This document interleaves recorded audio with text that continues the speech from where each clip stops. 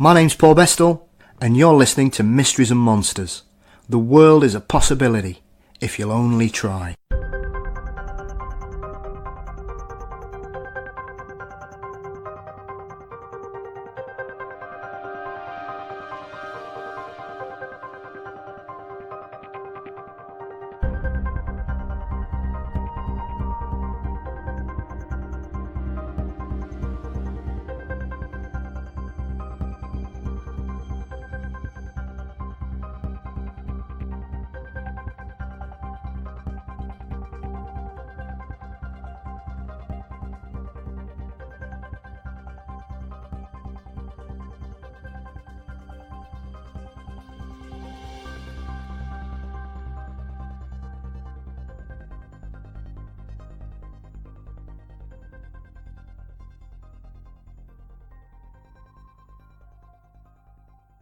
Welcome back to Mysteries and Monsters.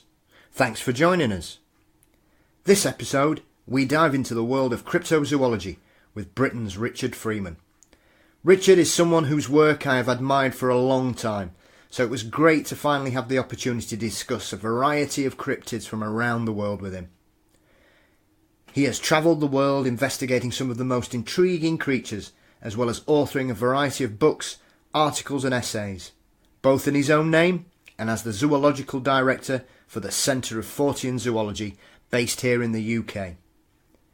But before we dive in, I just wanted to congratulate one of our biggest supporters, Jonathan Gerlock, and his wife Sarah, on their wedding. Congratulations to you both. Those honeymoon pictures look absolutely wonderful. I hope you have a great time. Right, don't forget to follow us on Facebook, Instagram, Twitter and YouTube. Please rate and review us on whichever podcast provider you use to help us grow. You can subscribe and support us on Patreon at patreon.com/mysteries and monsters. And if you've got any thoughts or guest suggestions, please email at mysteriesandmonsters@gmail.com. Right then, let's go monster hunting with Richard Freeman. My guest today is British Cryptozoologist, author and the Zoological Director for the Centre for Fortean Zoology, Richard Freeman. Richard is an acclaimed member of the Fortean community and has undertaken several expeditions to investigate several cryptids across the world, and has a new book being released in June entitled Adventures in Cryptozoology. Richard, thank you for joining me today. Oh, thank you for having me. Oh, it's an absolute pleasure. I'm looking forward to this, diving into the world of cryptids for a bit. So, how long have you been sort of fired up by cryptozoology and trying to discuss and increase the knowledge about certain creatures around the world, Richard? Ever since I was 14. Get it? Ever since I was 14. Very good. No, back when it all started back in the early 70s with watching Doctor Who. Yeah. The real Doctor Who, not the shit they're showing now. Yeah. With John Pertwee. Yeah. The great John Pertwee and Tom Baker. And in those days, in the John Pertwee era, he was trapped on Earth by a Time Lord, so he couldn't go into outer space. So all the creatures he encountered were on your doorstep. They were mostly in modern-day Britain. So you had giant green maggots oozing out of slag heaps in Wales, and you had intelligent marine dinosaurs, and the Autons, which were these Lovecraftian aliens that animated dummies and made children's toys and shop-room dummies come to life and attack people. And it was so scary and weird and bizarre. I first got my interest in mysterious creatures. That's what really fired me up back in the day. And of course now Doctor Who doesn't exist anymore. It's just a platform for social justice warriors to bleat about political correctness, and every episode is a ham-fisted left in political correctness. And I turned off. I stopped watching the BBC altogether with that, and the way they are so grotesquely prejudiced against Labour, are constantly kissing the arses of the Tory party. You're not getting any more of my money. So that was the end for the BBC. I won't watch it ever again. But also, back in the day, stuff, but David Attenborough's stuff, like The World About Us and Life on Earth. He did a series called Fabulous Animals. It's never been repeated and never been released on DVD, which was all about legendary beasts and cryptozoology.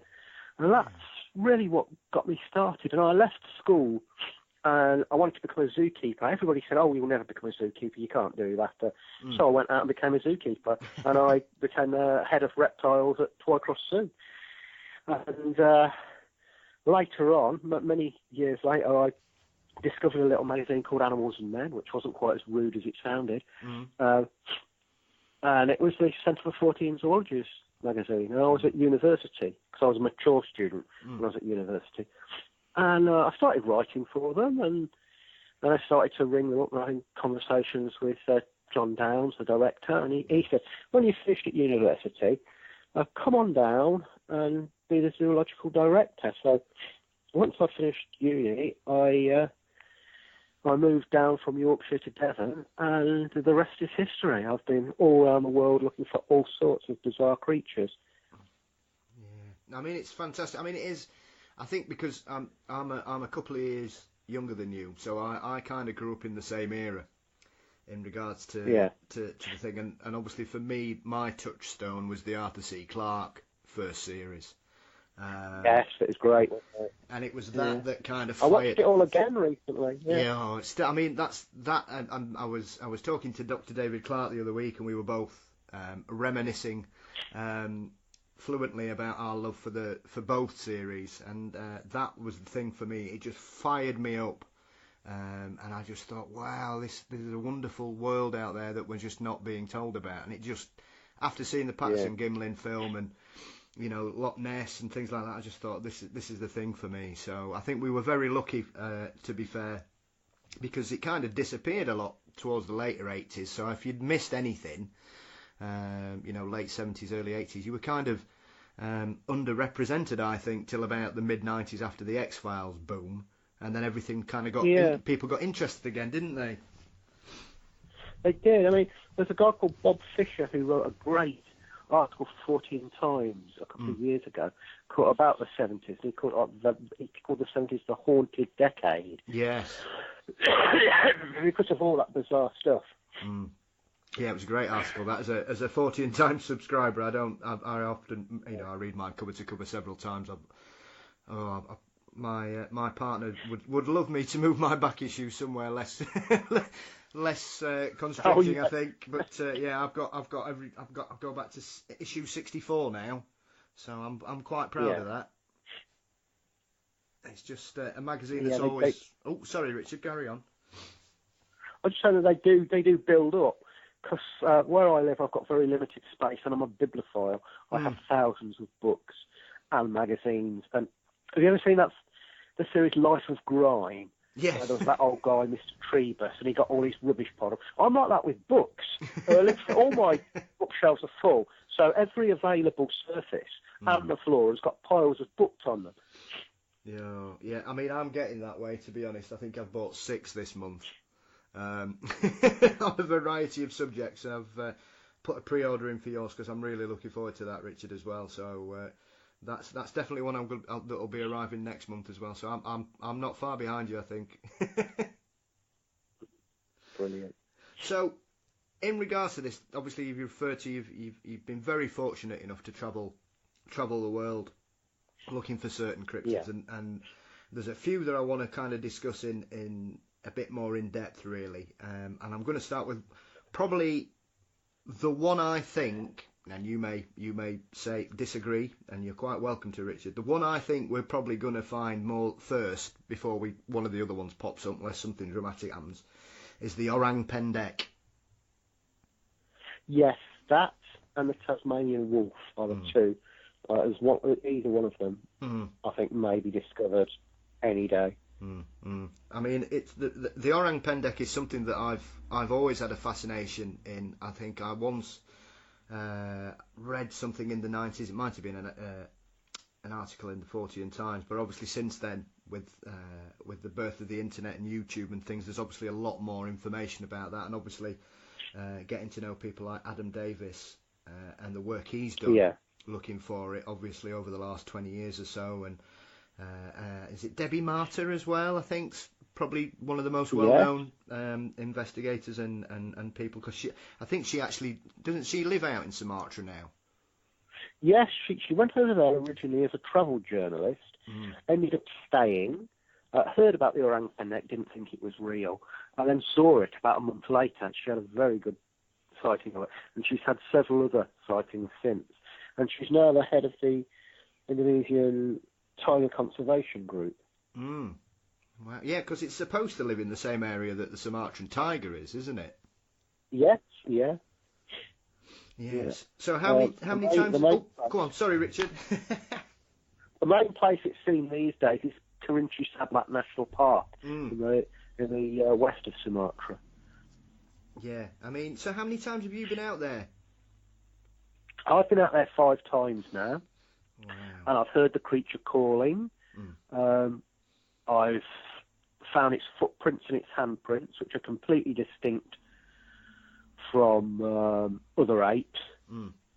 Totally unlike an orangutan's. The handprints are totally unlike an orangutan, and the footprints.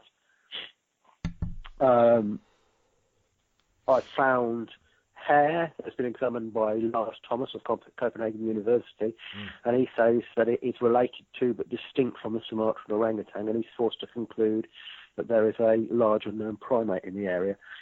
And my mate Adam Davis, not Adam Davis, although he has been on a number of the expeditions, my mate Dave Archer and our guide, the late Hard Dimas, actually saw the creature. Dave, it was his first expedition, his first day in the rainforest, and he sees it. And he described this creature sitting in a tree. It was as large as a big chimpanzee. It had thick black hair, rather like a mountain gorilla. Its face was strikingly human-like, and it climbed down from the tree and walked off on its hind legs. Yeah, I mean that's not something you missed. I mean the chances of, I mean the amount of people that have been out there looking for it to turn up on your first day on your first expedition, that's just showing off, isn't it? Yeah, it is. Yeah. Yeah, I mean it's something that I know that the usual excuses are put forward in regards to obviously native people. They just make things up. I think tends to be quite a lot of sceptical arguments about this, which I find quite disrespectful. Is the politest It's ridiculous. They have the things to do than make up stories. Native people, we don't really appreciate this in the West. And skeptics, they're always stay-at-home people. They're always armchair people. They don't really get that native people, they're living hand to mouth. And they've got better things to do than make up stories about monsters. Yeah, I mean, the other thing out there in Sumatra is, like you say, these people have got better things to do than try and bamboozle and create mischief. I know that is it the Sokoanak Dalam population that live out there? They consider them as partners in the land, don't they? Yeah. Yes.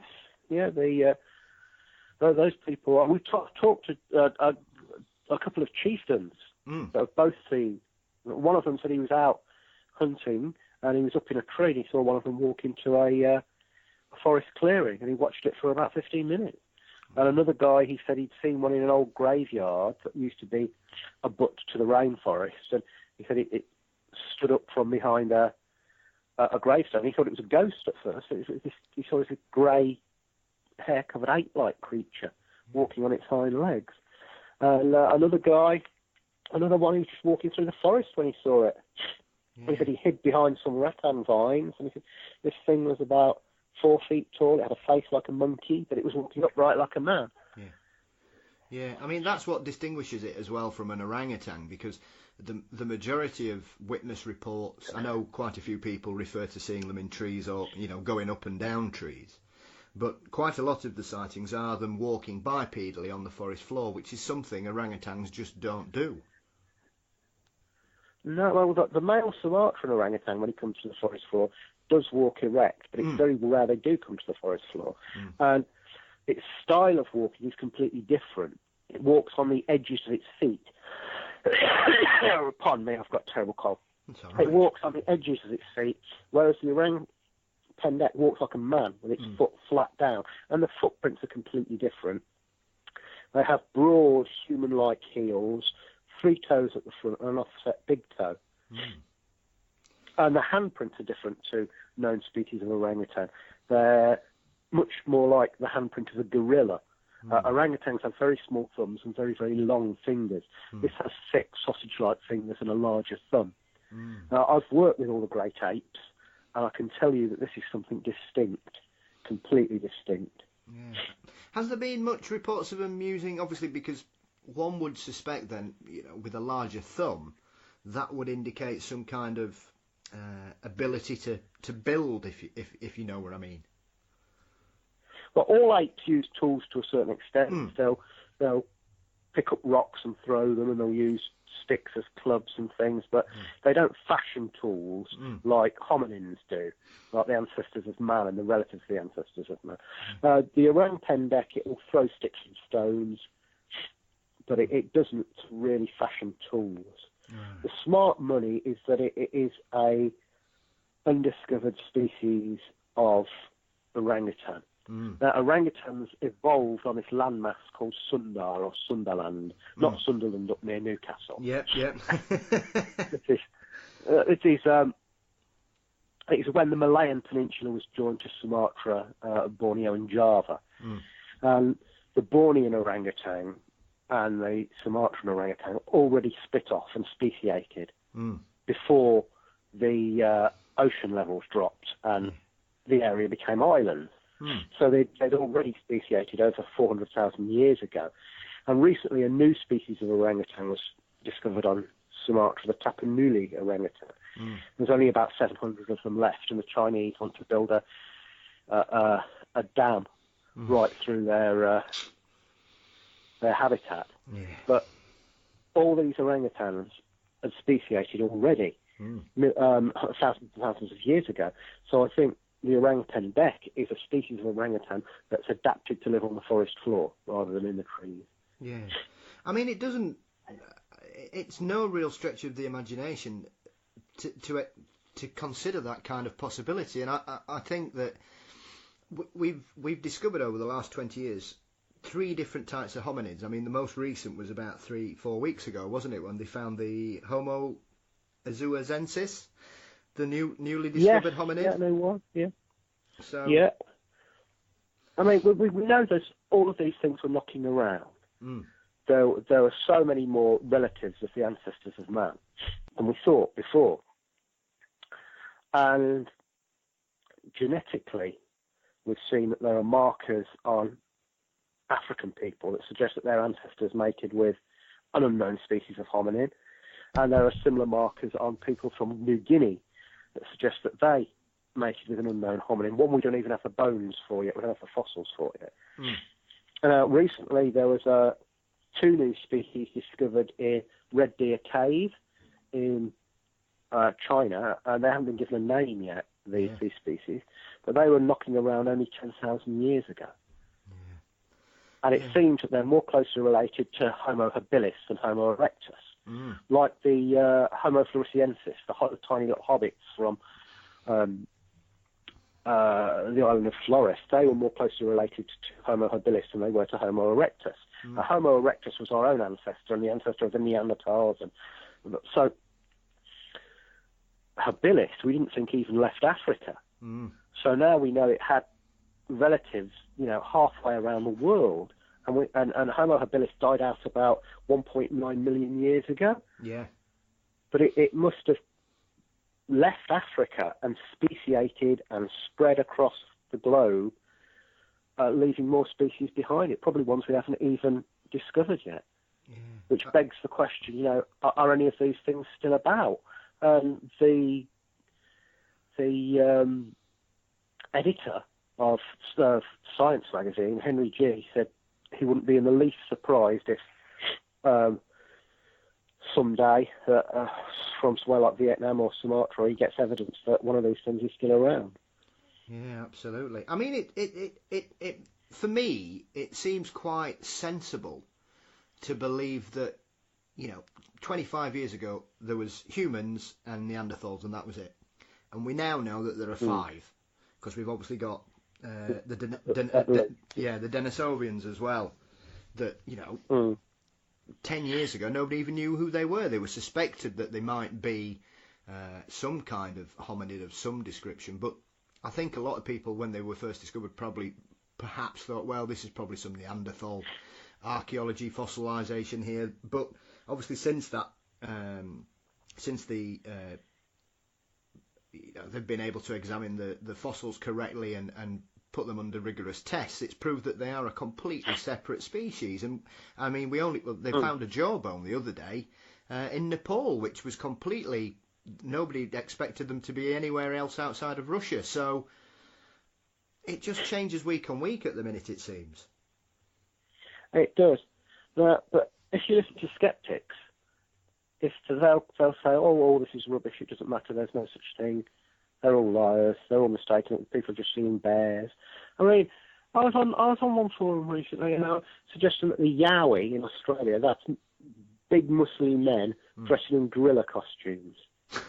If that's the case, there must have been a group of these men, an ongoing group of these men, that have been dressing in gorilla costumes since the time of the first white settlers, and then before that into the Aboriginal times. And the average gorilla costume is not at all convincing. No. If you want a convincing gorilla costume like Bollo in The Mighty Boosh, they cost hundreds and hundreds of pounds. The ones you rent from shops, they're garbage. They wouldn't fool anybody. Yeah, so I mean, the Yowie is another one that I could talk to you about for hours, Richard, because that's probably another one where I was speaking to a gentleman a couple of weeks ago who's a full-time Yowie hunter out there, and I've always found it fascinating, more so because of the witnesses, because unlike some sort of Bigfoot or Almasty sightings, the majority of people who tend to talk about seeing a Yowie, they sound absolutely terrified. And that's what that's what differentiates it from me, because there's an underlying emotional response to what's happened to them. It goes beyond someone just pulling your leg. Oh yeah. Yes, I'm familiar with some of these reports. Who was it you were talking to? I might have known him. It's a gentleman called Dan. He's down in Queensland, but he tends to be known as Yowie Dan. No, I don't know that guy. Yeah. But I know a couple of he's been at it for about 15 years. But I've just found it a really intriguing subject. Like I say, and it's along with the orang pendek. For me, it just makes common sense that we just need to identify these things more scientifically, because we know that things keep turning up now. There's no turning away from it, Richard. No, more of them are turning up all the time in the fossil record, and some of them are very, very recent as well. Now, the Russians took this so seriously back in the 1950s that they had a commission to look for it, and the commission eventually, it was based at the Dollar Museum in Moscow, and they sent out expeditions. It was disbanded after a few years, but they took it seriously enough to have a commission. Now the commission is been reinstated. Absolutely. I mean the Almasty, I think the best footage we saw of that was the video that came out about 5 or 6 years ago from the young lad, was it Yevgeny Aznamov, who'd filmed it, I think it was in Kemerov, down in Siberia, who filmed the footprints and then the thing lurking behind the trees. I just found that absolutely terrifying. Yeah, it's inconclusive. It's not clear enough to say. Unlike the Patterson footage, which I think is genuine. Yeah, this footage isn't clear enough to say, one way or the other. I think it's a lot of mucking about to try and perpetuate a hoax, though. It is, yeah. And I think at the time these were 11-year-old boys. middle of winter. Siberia is not the kind of place you go mucking about miles from home, in my opinion. No. Especially in winter, because, you don't.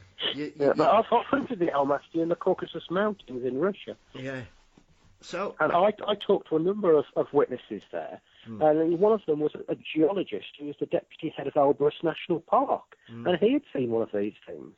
He'd been out looking for lost sheep, and he saw what he thought was a cow lying down, and then it stood up.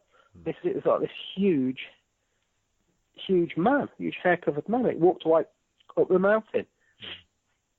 And there was a Ukrainian biologist I went out there with, called Gregory Panchenko, and he had seen one from a distance of only 10 feet when he was hiding in a barn.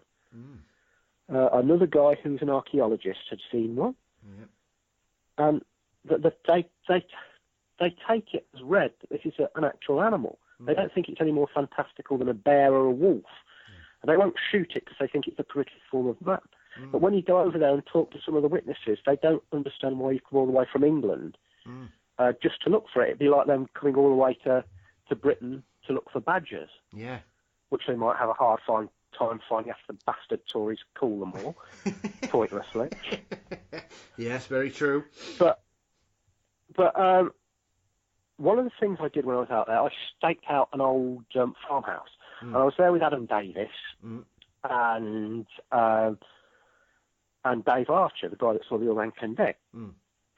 And this old abandoned farm, it consisted of 3 rooms and a sort of L-shaped veranda running around it.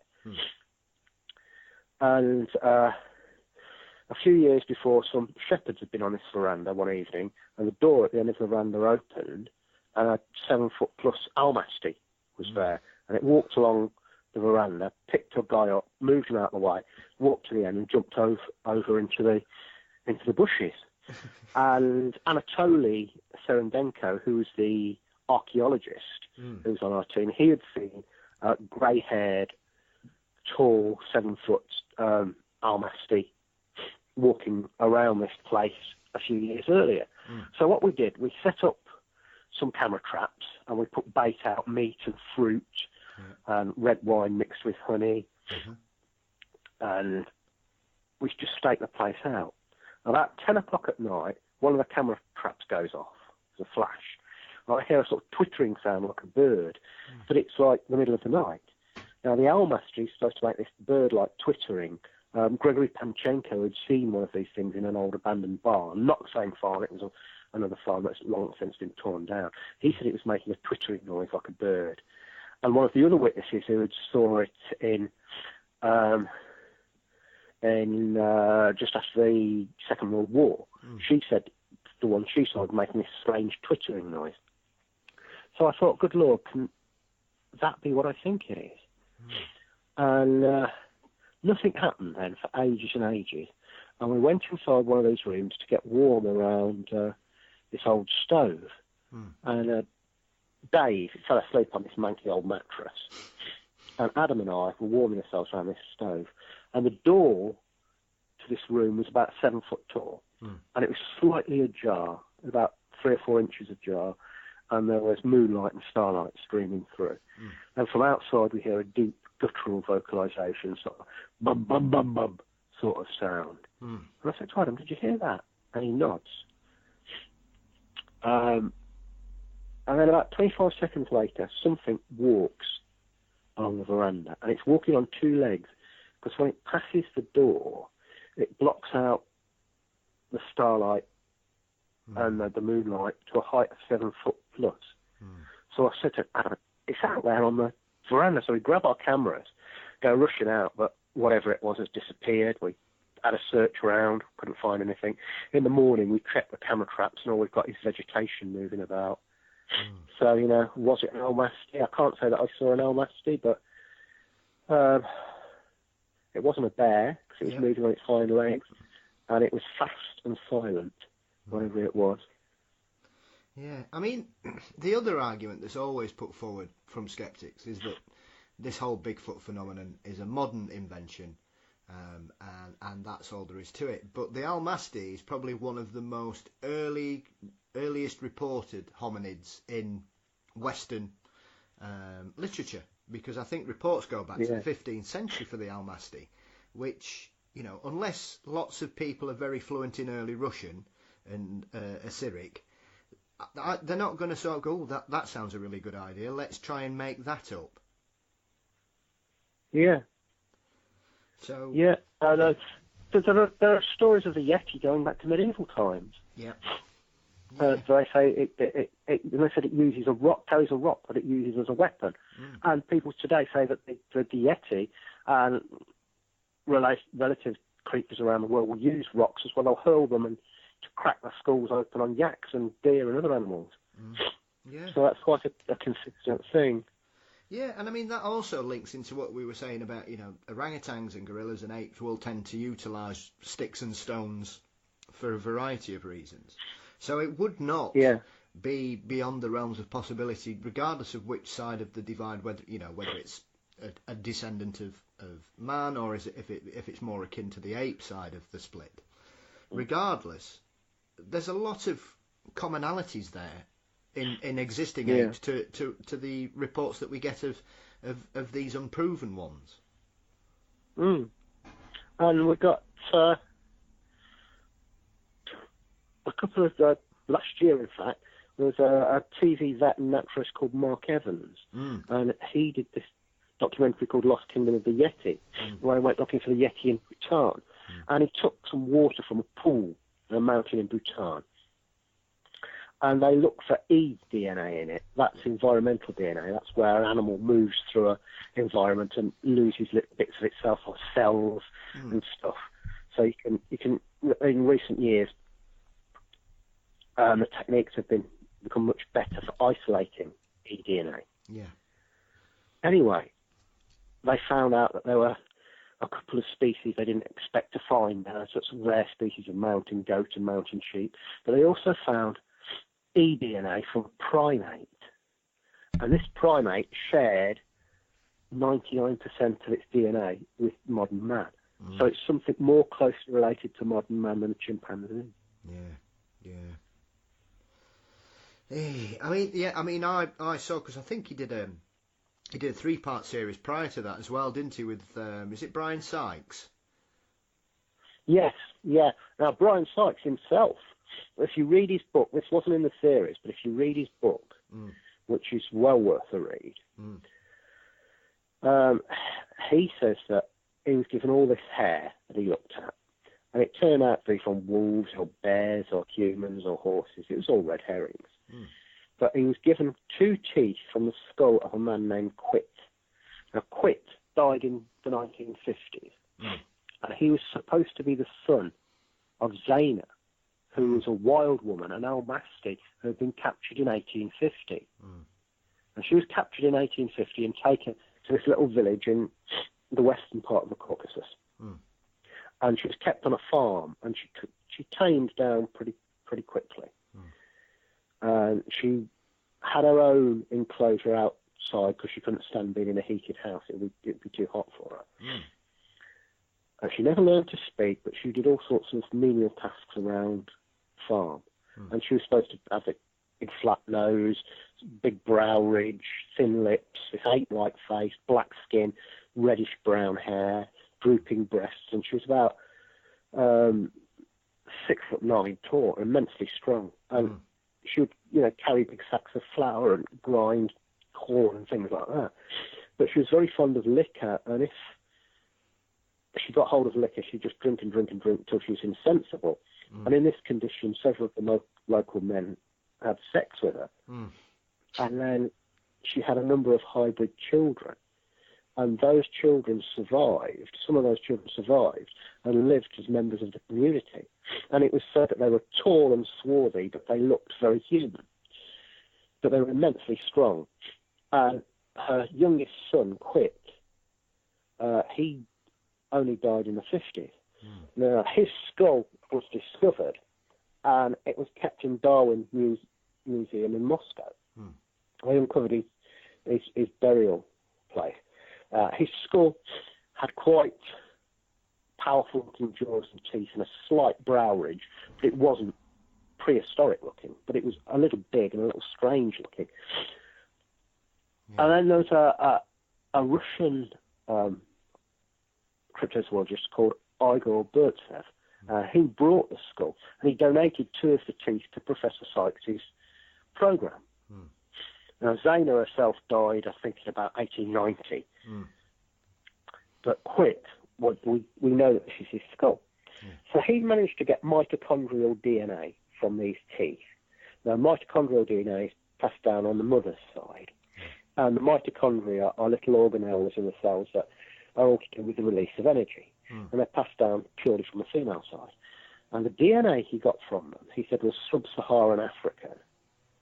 And he reckons it's from a pre-Homo sapien, so a hominin, but not Homo sapien, something more primitive, arising in West Africa and leaving Africa about 100,000 years ago. Whatever these things are, he reckons they're still there in the Caucasus Mountains.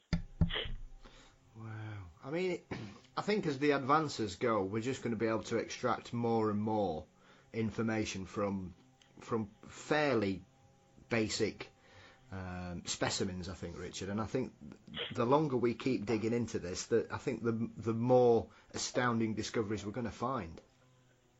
eDNA is the way to go. Is that what they're doing with Loch Ness? That's all. Yeah. But I think the Loch Ness Monster is mostly explicable in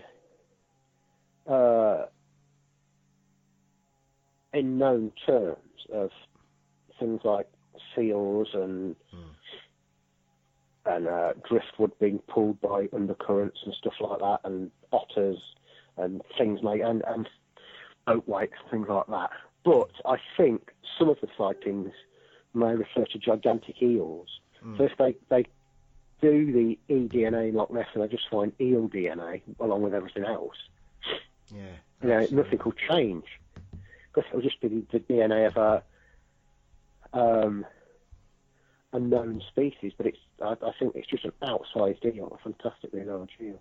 Yeah, I think the more you look into Loch Ness, I think once you realise the location, the proximity to the sea, the locks and everything around it, it's sad to say, but yeah, it's probably it's probably explainable, much to our shame, I would say, sadly.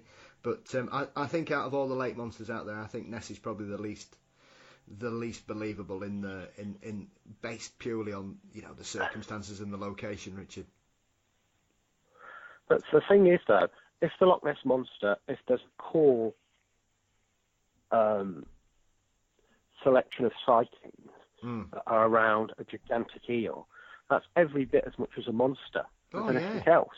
Can you imagine an eel 25 to 30 feet long that would take your arm or leg off?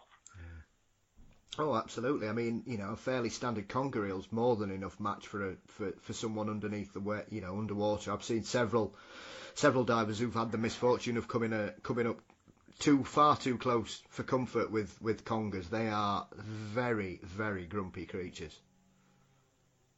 Oh yes, and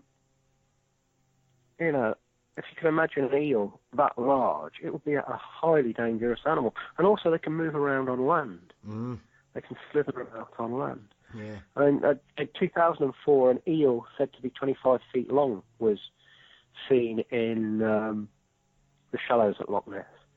Wow. And there have been similar sightings of things elsewhere. I was talking to a lady in Morar, and she ran a guest house in Morar village near Loch Morar, and she was saying, now here, there's no tourism like there is at Loch Ness. There's not a visitor's centre or people selling T-shirts or toy monsters or anything like that, but people still see weird things. And she told me about a couple of guys from Yorkshire who a couple of years before had come down for a fishing holiday. They'd rented a boat and they'd gone out on it, and they saw what they thought was a dead tree in the water. And as they came closer to it, this dead tree sort of started to thrash around, then looped up and dived under the boat, and it was some huge brownish grey serpentine creature. And they turned and made it back to shore double time and just went home. And the guy that rents the boats, there were two guys that rented the boats back in 1969. They had the animal actually collide with one of their boats. Mm. And they described it as being like this huge eel, about 30 feet long. Mm.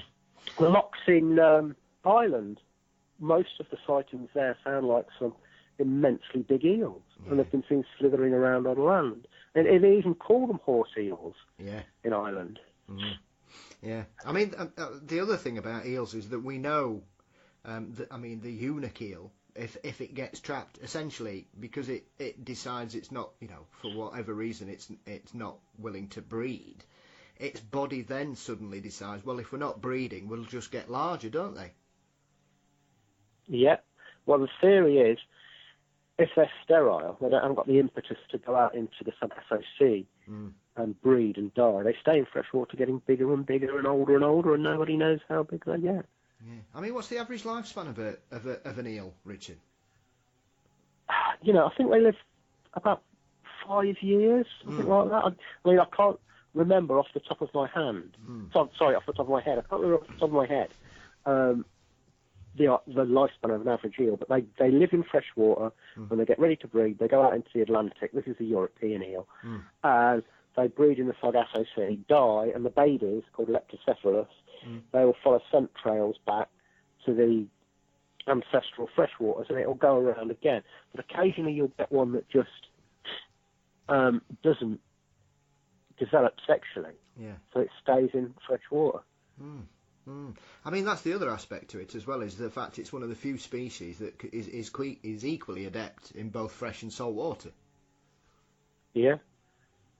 Which kind of gives kind of credence to, especially for a lot that have still got sea channels and stuff, and obviously they have to get in and out somehow, regardless, for them to spawn. So I would always tend to suspect that, like you say, finding a new species of giant freshwater eel, yes, it's not a monster as what some people would describe it, but that would be a monstrous discovery, and it would change a lot of things. Something that that is known to science, but it's just a specific offshoot that we haven't come across properly yet. Yeah, absolutely. Well, another one is the giant anaconda. We know anacondas can grow to about 30 feet, some of them, but there are persistent reports from various areas of tropical South America of anacondas 40, 50, and 60 feet long. Yeah. When I went out to hunt for the giant anaconda in Guyana, unfortunately, there was a big drought on, so we couldn't get to the remote lakes where it had been seen. But our guide was a guy called Damon Corrie, and he's the chief of the Eagle Clan Arawak tribe, and he said he met these hunters at a place called Corona Falls, and he said they'd seen an anaconda so vast they ran away from it. And he said, how big was it? And they pointed to a palm tree that was about 30 feet long. And they said there was a dead tree in the swamp about that length, and the creature's head and tail, when it slithered by it, stuck out from both ends, so it was 40 foot plus, this snake. Oh. I mean, the first report I ever heard about giant anacondas, I think, was the infamous explorer Percy Fawcett. I think he was one of the first Western explorers that claimed to have seen a giant anaconda whilst he was on one of his expeditions in South America. And I think people have tried to discredit that report, but Fawcett's writing in general was pretty sturdy stuff. He wasn't one for flights of fancy, looking back. So it's frustrating that certain people will cherry pick things and say, oh, well, that's, he's clearly made that up, when the body of evidence doesn't support that he would make it up. Well, the thing I find suspicious about his report is that he gives it a length of 60-odd feet, but the girth of it was only about 12 inches. Now, the skeleton of an anaconda would be bigger than that. Yeah. So either there's been a mistake or a misprint, or he's making it up. So that's why I don't put much credence in that particular sighting. But there are many others. There's another explorer called S.W. Up de Graaf, who said he had one beneath his boat, and it was in a great curve underneath his boat. And he said it was at least 50 feet, maybe closer to 60. And these are persistent reports. We still get reports of giant anaconda. Yeah, absolutely. I know one of the ones I always caught my eye was the petroleum company who were doing some work in the rainforest in the Amazon in Colombia, who came across a giant one which they reckon was about 11 and a half meters long. Which is a terrifying. I mean, we know how large. Obviously we look at the snakes that we know that we can prove to exist, and the anacondas, do get to fairly substantial lengths and widths as well. But boas and rock pythons, and even people forget how large a giant cobra is. A terrifying sight in a fully grown male. I mean, they're up to 16 feet long. So I once again, I don't understand the limitations of thought in regards to such reports, Richard. No, neither do I. There was a guy called, he's a pilot called, what was his name? Remy van Laird. Remy van Laird, yeah. Yeah. He was a decorated fighter pilot from World War II, a hero. Yeah. After the war, he flew a charter plane in the Congo, and he said he was in Katanga in the Congo, and he flew over a clearing, and this immense python came out of a hole in the ground, and he said it was about 50 feet long, and his co-pilot managed to snap a picture of it as they flew back across the clearing. And he said it reared up and actually struck at the plane. It reared up 10 feet in the air and struck at the helicopter. Yeah. I mean, I've seen that photo, as we mentioned earlier, was one of the things that stayed with me my entire life, because I saw that on Arthur C. Clarke, and I think they interviewed him as well. Yes, they did. And he was still, 30 years on, he was absolutely adamant that what he had seen, and like you said, we've got a decorated, experienced pilot who managed to catch photographic evidence, and the only thing that people ever say is, well, there's nothing for scale.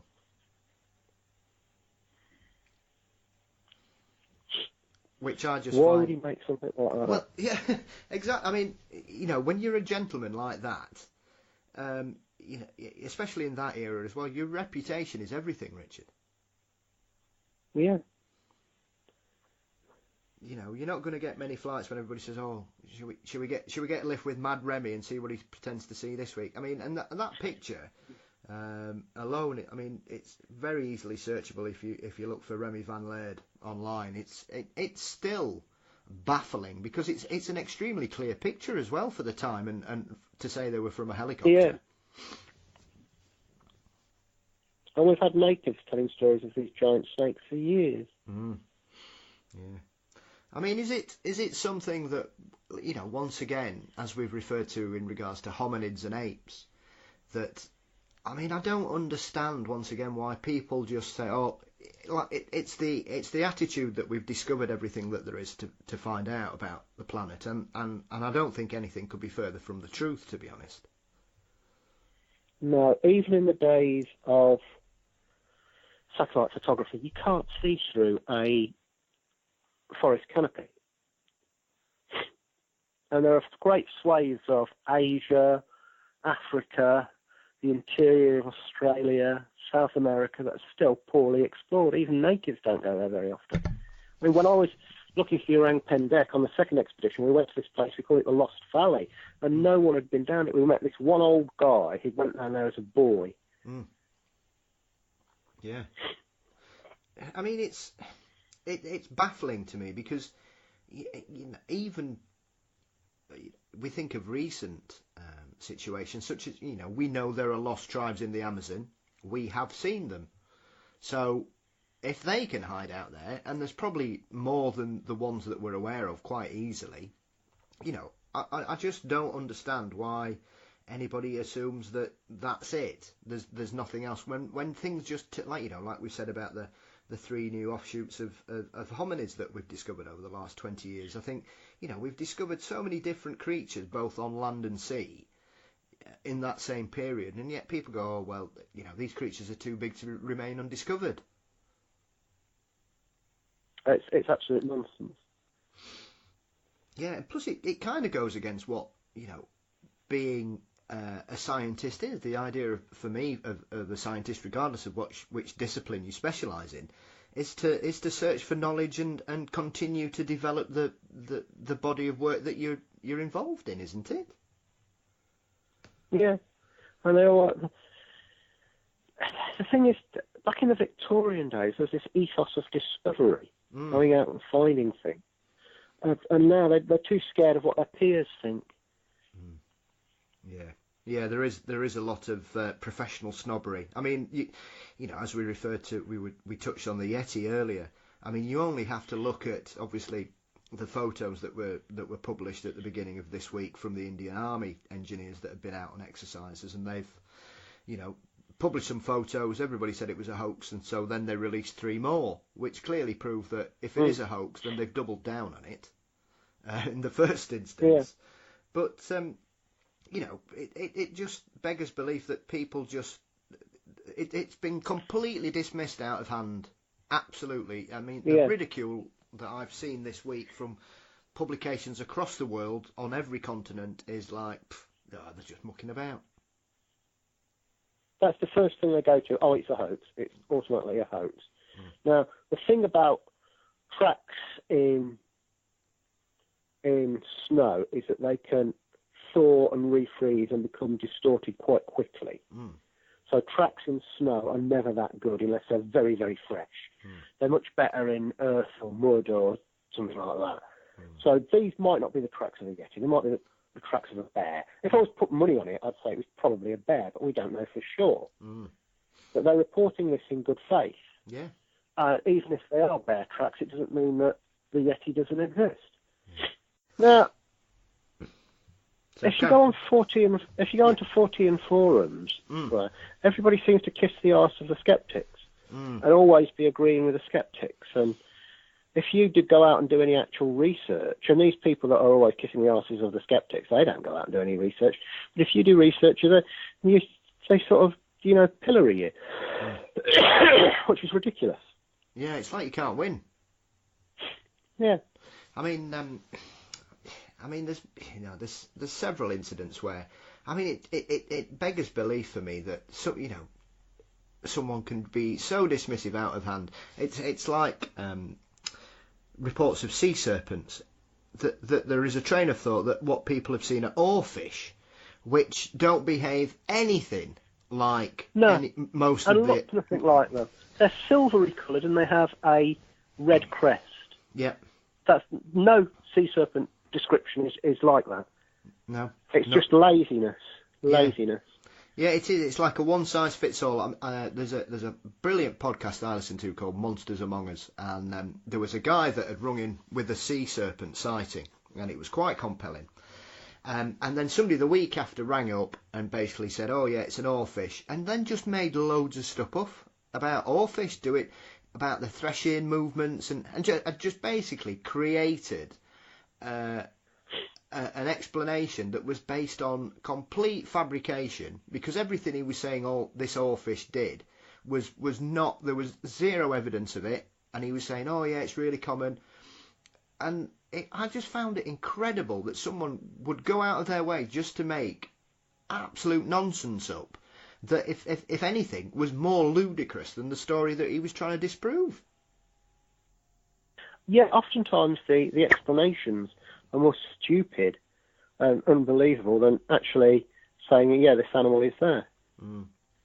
Because every time I see a programme about sea monsters or lake monsters or something, and as soon as somebody mentions oarfish, there's just a feeling that comes over me, Richard. I can't describe it. And another thing that I've got to look for, the Tasmanian wolf, the thylacine, flesh-eating marsupial, dog-like marsupial in Tasmania. Since its official extinction in the mid-30s, there's been over 4,000 sightings of it, including by a zoologist and a park ranger. Well, I've been over there 3 times now, and I've talked to people like a government licensed shooter who goes around killing the feral cats. Yeah. And he's seen it twice. An old ex-logger, he saw it back in the 50s, and his son saw it just the year before. Lots of others. Like a guy who worked on a hydroelectric scheme in the 1970s, and he said he was driving to work once. There was 5 people in this car, and he said one of these things just came out in the road in front of them, and they all saw it. Yeah. They all of them saw it. Yeah. You know, absolutely. close up. It's not a fleeting thing dashing off into the bush. Yeah. And there was a guy called Professor Henry Nix, and he was a biologist from a university in Australia who developed this system called BioClim. It was a program used as a tool to assist zoologists in looking for animals. Yeah. And what you did, you program all of your information on the animal into a computer, then you program all the geographical information of your area, and you match the two up, and it will say where your target animal is most likely to be seen in this target area. So if you were looking for white rhinos in Botswana, where would you find them? Yeah. And it would match the two up. Now, he, just as an exercise, he did that with the Tasmanian wolf, and he found out that about 98% of reported sightings were from the very areas that his computer program was suggesting that thylacines should be in Tasmania if they were still around.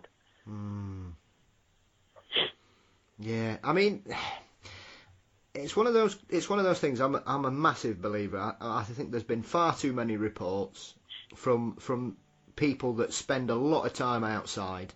I remember seeing an interview with one chap who was he lived in the bush in Tasmania, and he was absolutely adamant that he had several encounters with them at night, and as usual, somebody who had never been to the area said, "Oh, he's probably seen a dingo." Well, I think he's going to know the difference. There are no dingoes in Tasmania. There are no dingoes in Tasmania. Well, exactly, and that was the thing. And I thought, well, firstly, I've never heard. To be fair, that would probably be more surprising than a Tasmanian wolf. Yeah. And I think it's just one of those things. And like you say, Richard, once something comes out, a lot of people just say, "Oh, well, it's that. This is the explanation. There is nothing further to do." And then you think, well, sometimes the explanation is more baffling than the actual supposed creature. Yeah. When I was in India, looking for the Yeti in India, I was talking to hill tribes, and they were all describing this creature with covered in black hair, looking very like an upright gorilla, about 3 meters tall. And they all dovetailed. They were saying it was shaking the bushes and roaring, and it making a threat display similar to gorillas do to intimidate. Yeah. And then also one guy said he saw it making a huge nest. He was on a hill and he saw this thing making a huge nest. And none of these people, they weren't after money. They're getting nothing to gain by telling these stories. Yeah. I mean, well, that's the same. You can draw exactly the same parallel with, the indigenous Australians, Native Americans. These stories go back eons in both those particular cultures, and I would imagine, things like the Almasti and the Yeren and the Yeti. It's exactly the same thing, and it's just that it's like that piecemeal approach to people tend to say, oh well, the indigenous populations were right about this, but they're clearly wrong about this, and I find that very frustrating. And why would they be making these stories up? Well, exactly. Why on earth? They've got nothing to gain from it. And they're clearly not allegorical stories. They're stories of people seeing creatures in the way they see, same way they see other wild animals. Yeah, absolutely. I mean, and for them, like you say, in regards to how certain people view the Almasti as part, for them, they are, part of the natural fauna of their area. As far as they're concerned, they know what they are, they know their habits, their locations, and for a lot of them, they keep out of the way, don't they? Yeah.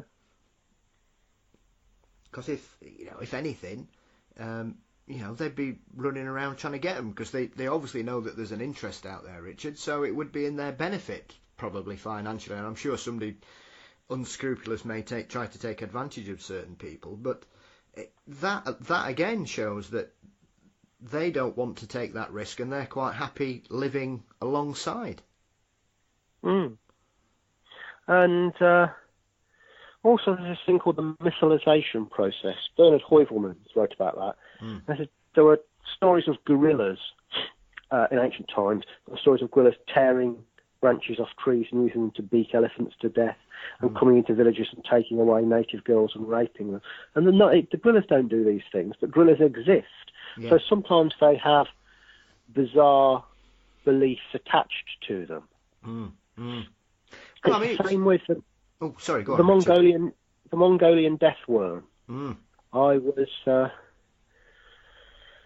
to look for the Mongolian Death Worm back in 2005, and fingers crossed, knock on Formica, I might be going out later in the year to look for it again. And I went for 2,000, something like 1,000 miles through the desert there, and talked to the nomads. And in the West here, we hear these stories of the Mongolian Death Worm shooting blasts of electricity, and they say it doesn't do that. That's just folklore. They call it throwing lightning. They don't do that. They believe it can spit poison, and they're frightened of it. But they say it doesn't do this electricity thing. That's just folklore. But I talked to about 24 witnesses who had seen it, from the 1930s right up to the year before we were there. And we talked to this one guy who he'd seen it when he was tending his family's livestock as a youth. He'd seen this thing in the desert, and he told his family, and they just packed up their gear, the circular tents they have, and all their livestock, and moved out of the area. It can send the whole area into a panic when one of these things is seen. Lots of people talked to park wardens that had seen them. We talked to an old retired army colonel that had seen one coiled up in the desert. And it seems to be that it's not a worm at all, but some sort of burrowing reptile, maybe a worm lizard, an amphispina, or possibly some form of sand boa. Now, in Somalia, there's a type of sand boa, and they call it the apris locally, and the local people believe it's so deadly, so poisonous, it doesn't even have to bite you to kill you. If you just touch it, you'll die. But in fact, it's completely harmless. It's a constrictor, and it feeds on small mammals like mice. And it's about 3 feet long. And I think the death worm is something similar.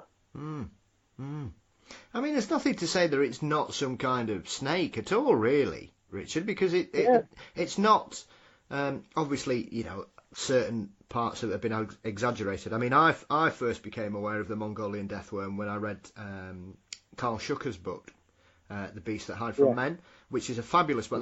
That was probably the first real report that I've read about the Mongolian death worm.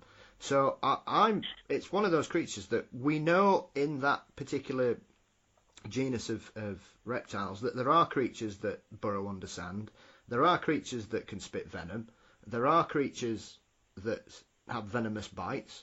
So what's to say that it's, and the Gobi Desert is a vast expanse of land with hardly anybody in it other than a few nomadic tribes, really. Who's to say that there isn't an undiscovered species of boa or another type of snake out there that matches those behaviours? Absolutely. And sometimes these weird stories turn out to have truth in them.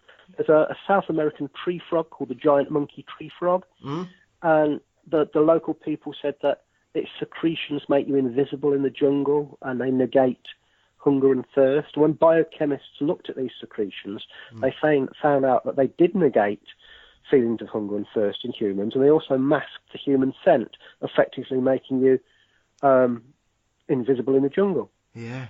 Wow. The hero shrew of the Congo, so called because stories said it's so strong it can support the weight of a man on its back, and witch doctors used to have its pelt on their belts to give them strength. It turns out that it's got a network of reinforced bones in its back that form like a grid. And no one knows why it's got this. Other shrews that live in the same area don't have it, but it can indeed support the weight of a man on its back. The pitahui of New Guinea, the garbage bird, is supposed to be a venomous bird. If it pecked or clawed you, you'd come out in a terrible sore rash. No one believed it because there's no such thing as a venomous bird. But when they took a closer look, they found it does have a venomous secretion, and it wipes it can wipe its beak and claws in this secretion, and it will cause intense irritation. Yeah. I mean, you only have to look at, the duck-billed platypus, for instance, is a venomous animal, which hardly anybody realises. They all think, oh, look at these wonderfully strange, cute creatures, but they're quite adept little predators, to be fair.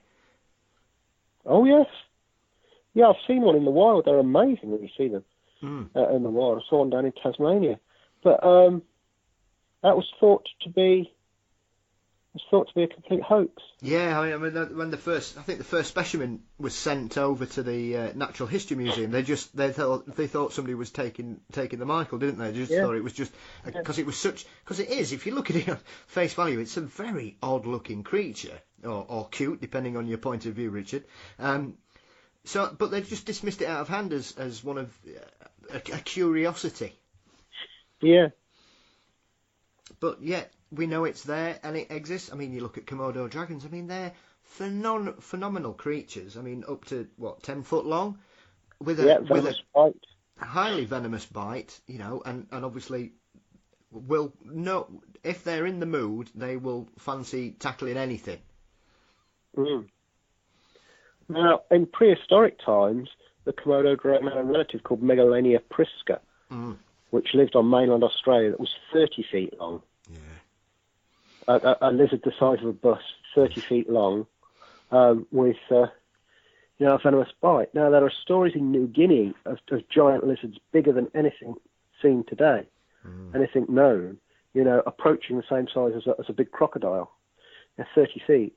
And there's a theory that Megalania, or something like it, or something related to it, is living in the dense jungles of New Guinea. Yeah, I mean, but it's like you referred to earlier, Richard. There are some areas of this planet that are hardly touched upon, primarily because there doesn't seem to be any monetary value there most of the time, which I suppose is a good thing. And I just find it incredible that people just go, there can't be anything else out there, or it's simply too big. When we know things, animals especially, are extremely adept. The reason most of them live to a certain age is that they're very adept at hiding and camouflage and looking for the best way to survive. Yeah. They're not going to be wandering around going, "Hello, here I am. Please, recognise I'm a new species." That the reason these creatures have survived so long is because they keep out of the way. Exactly. So, as you referred to there about going out, so is that your next planned trip, hopefully then, Richard, going back out to Mongolia? Well, I'm involved with this project with a couple of American guys and they're doing an international cryptozoology documentary, and going all around the world with different people. So they're just talking to their financiers at the minute, so I'm just waiting to see if this comes off or not. So I've got my fingers crossed. Oh, I've got them crossed for you as well, Richard. That'd be outstanding. What's that called? Is that going to be a series or a film? Or it's just one long documentary.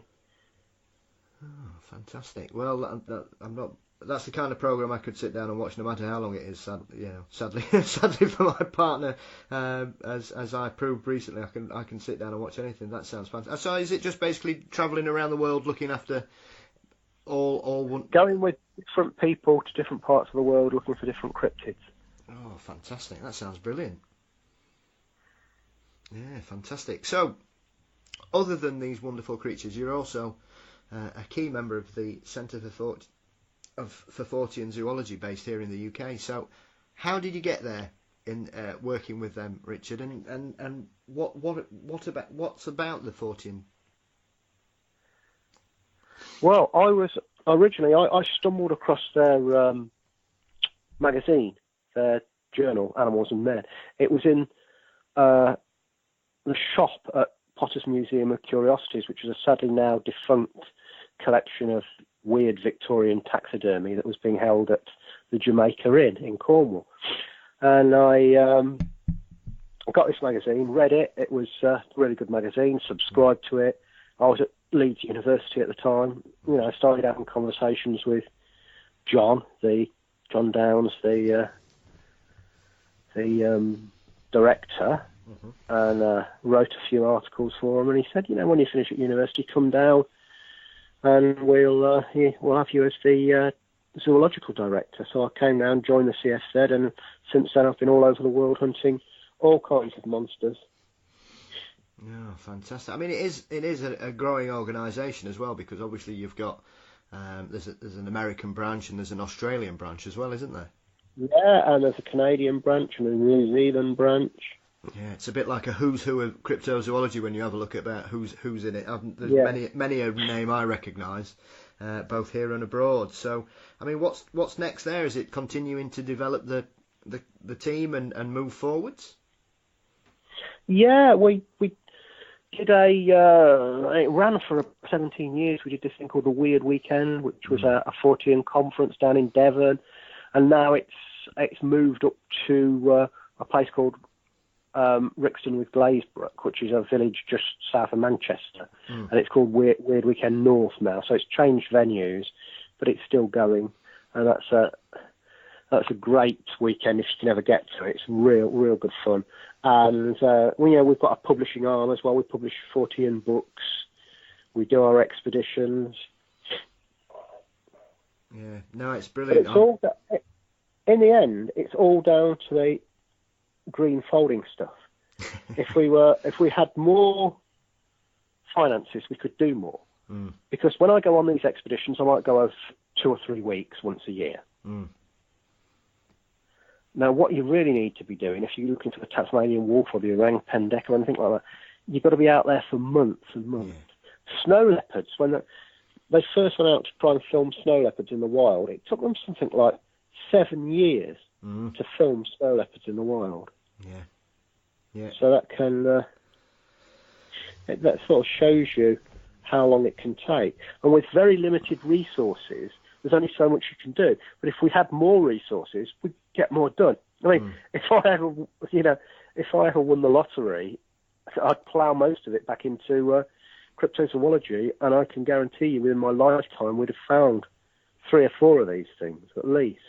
Yeah, absolutely. Skeptics as well, they don't seem to realise that. They don't seem to realise that, you know, the people that are doing this, are doing it with their own finances because they think it deserves to be done. I mean, I've had some arseholes accuse me of just doing it because I want an expensive foreign holiday. Well, I've been stalked by tigers, attacked by cobras, covered in leeches, covered in ticks, fell down an ice crevasse, fell off a cliff, nearly been swept away by rapids. It's hard, dangerous, time-consuming, and it devours money. Yeah. We do this because it needs to be done. Not for any egotistical purposes or not for having expensive foreign holidays.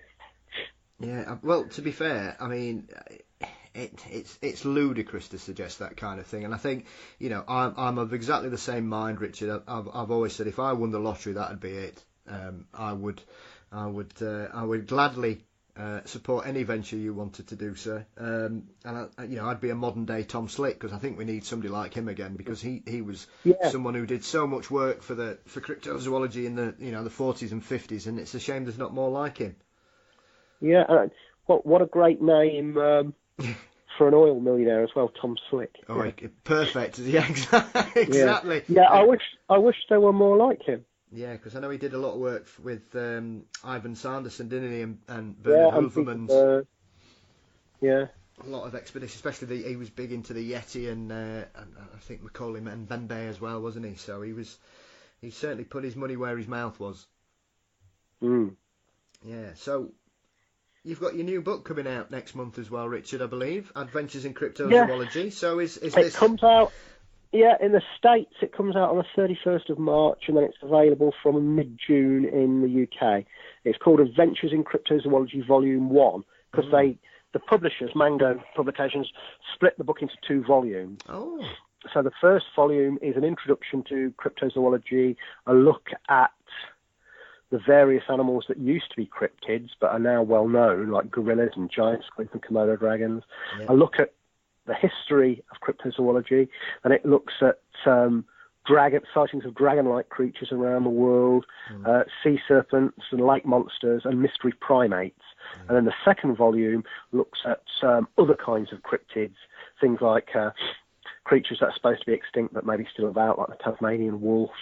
It looks at giant anacondas and giant crocodiles and other things like that. And then it catalogues my own expeditions, my own experiences in the field. And then it tells you what to do if you want to set up your own cryptozoological expedition.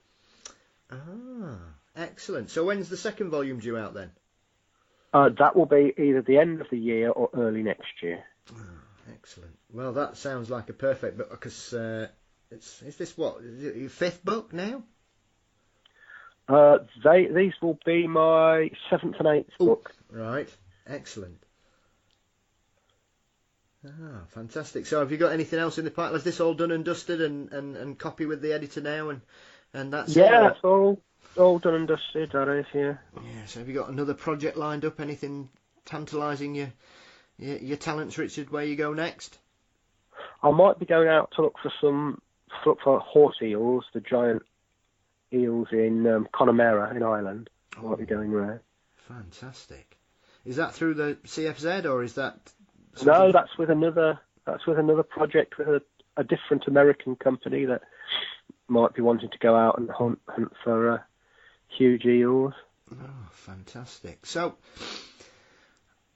I mean, is there, in regards to, how we look at this then, Richard, obviously we've kind of mentioned right at the beginning, we were talking about, my opinion that, we're not far away from possibly looking at anything, and I mentioned the orang pendek as one that's probably going to pop up sooner rather than later, and in regards to, conclusive proof that there is something else there.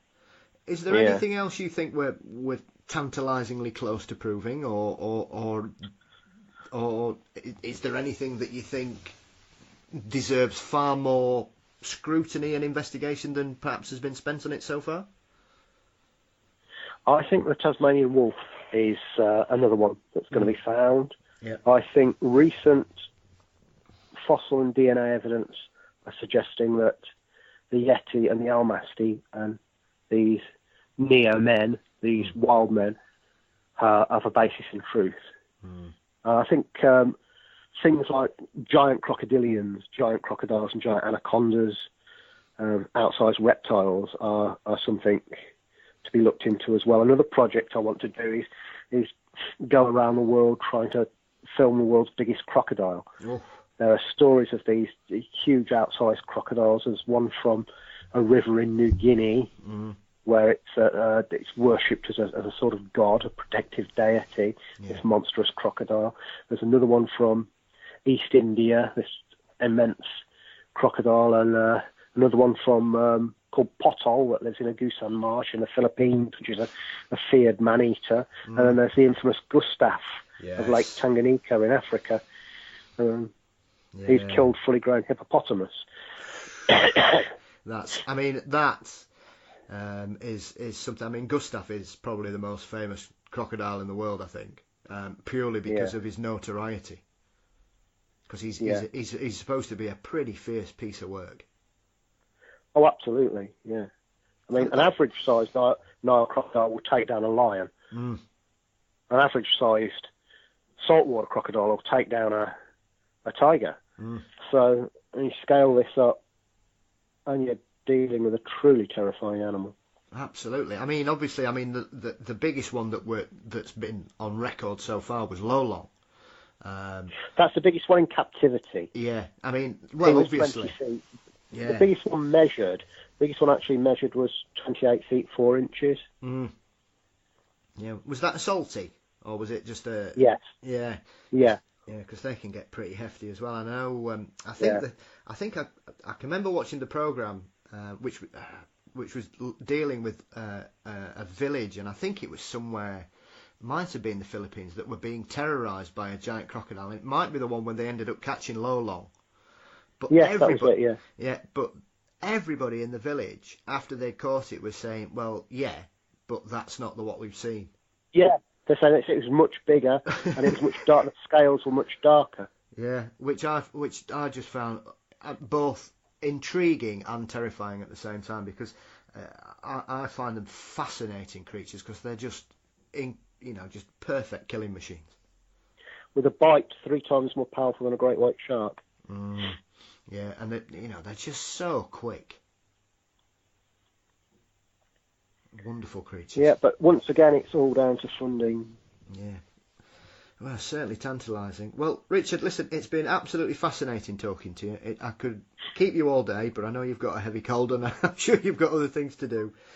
So, where can everybody find your work? Where's the best place to follow your work and the Centre for Fortean Zoology and well, books? the Centre for Fortean Zoology website, which is www.cfz.org.uk.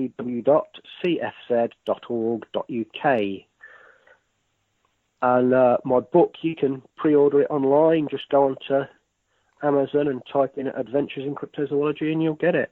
And you'll find all my other books up there as well. Brilliant, obviously. And you still writing for Fortean Times as well? Yes, I just had an article in the last issue about the Caspian tiger. Oh. Why I did a recent expedition to Tajikistan to look for relic hominids known as the ghoul. Locally, and we met a lot of people that had seen these creatures called ghoul, which are quite distinct from the almasty, very different indeed. But also we met a lot of people that had seen the Caspian tiger. The Caspian tiger is supposed to have died out in the 1960s or early 70s. Yeah. Now, we talked to many witnesses, including a park ranger who had seen one just a month before. We had people tell us that they'd seen them with cubs. We had people tell us that they'd been taking livestock, that they'd seen them kill deer. Farmers, hunters, beekeepers had all seen these creatures. And they were adamant that these weren't leopards or snow leopards. They knew the difference. These were tigers, and they identified it from pictures. And when I got back to England, I wrote to every single tiger conservation group I could find, detailing this information. Yeah. And only one of them got back to me. And the one that got back to me said, we only deal with the Siberian tiger. Just ignored. Completely ignored. Now, if there's a chance that the Caspian tiger is still around, you would think that tiger conservation groups would be interested. Yeah. But none of them graced me with an answer, except for the one that said, we only deal with the Siberian tiger. I don't know. Sometimes it's so frustrating, Richard. It really is. But hopefully things will continue to develop and change as those of us that are believers in such things constantly find evidence that knocks another go-to excuse from a skeptic appearing in more and more. So once again, thank you so much for your time today, Richard. It's been an absolute pleasure, and all the very best for the book. And we'll speak again soon. You take care. And you. Thanks a lot. Welcome. Bye-bye. Bye.